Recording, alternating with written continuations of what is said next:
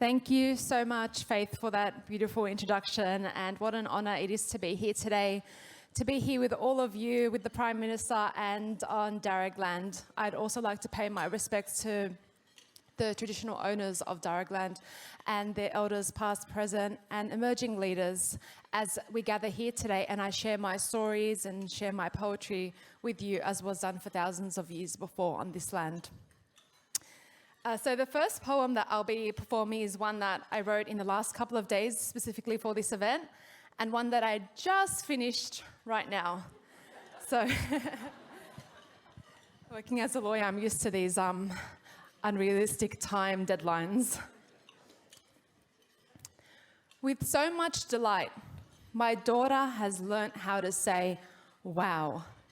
Much like a poet, she is a keen observer of the whole world, and her whole world is wow.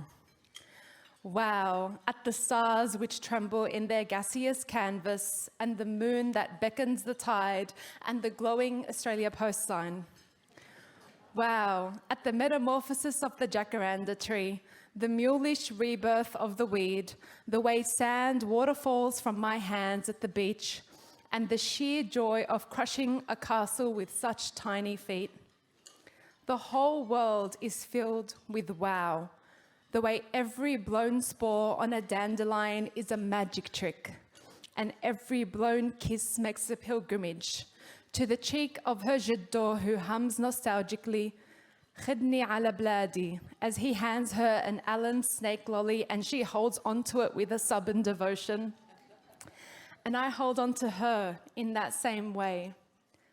Wow, at the unexpected bliss of being awake at 3 a.m. in the morning, in solidarity with truck drivers and hospital shift workers heading west, headlights of hope returning home.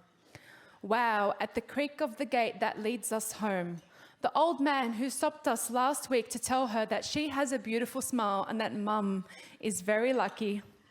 Wow, at the gardenia flower that bloomed just for her to pick it now, and wow, at the way that blueberries burst in the mouth, and the swiftness with which her teta wraps a za'atar sandwichi.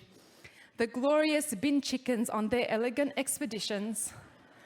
Farts and bubbles and puppies and high fives.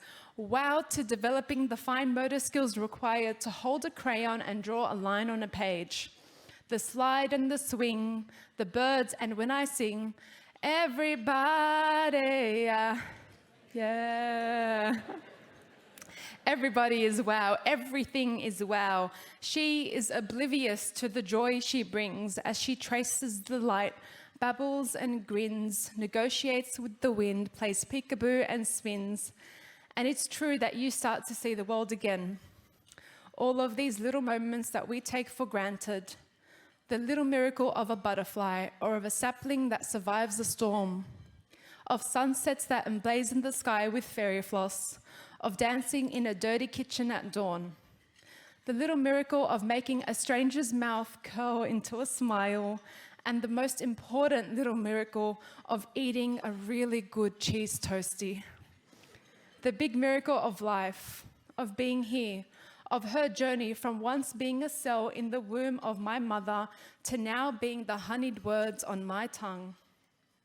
We all were cells in the wombs of our grandmothers, waiting to make our way to this improbable moment, this moment that we are all gathered here in this room. Daughters and sons, thinkers, passionate leaders, and the Prime Minister. I take a leaf out of Alia's book and say, this is pretty wow. Thank you so much.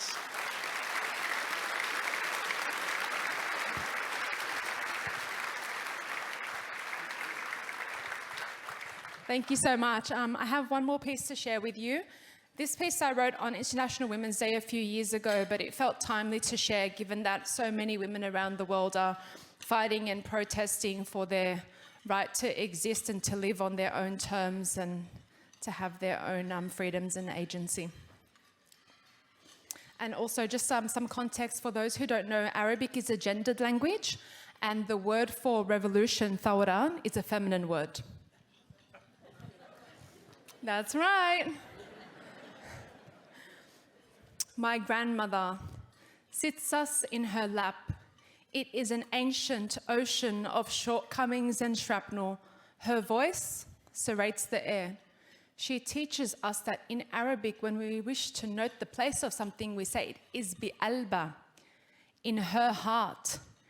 In Arabic, the word for revolution is underpinned by an ethereal female spirit. My grandmother says to know this is important, for in the heart of revolution there is a wind. This wind is the breath of our mothers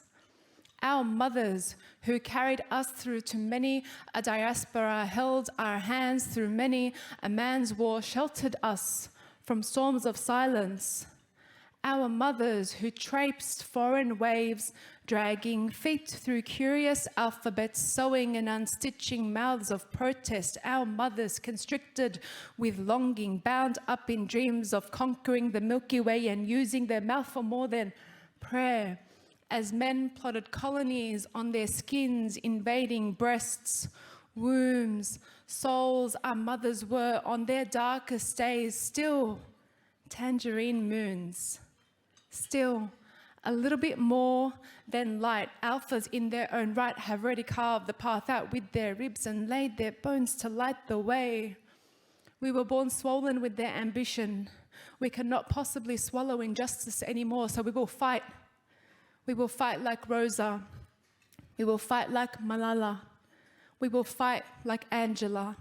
We will fight like Clementine. We will fight like Yasmin. We will fight like our mothers fought, voices blooming with truth and rage. Throat is a Glock cocked and ready to be waged. We have always been ready. So hear the hymns of our hips. Hear the hymns of our haunted. Hear us in the heart of the open plains, in the heart of every classroom, every hall, every space, every stage. We will beam out the stories of our mothers and how they inherited in us, in our hearts, the winds of revolution. Thank you very much for your time.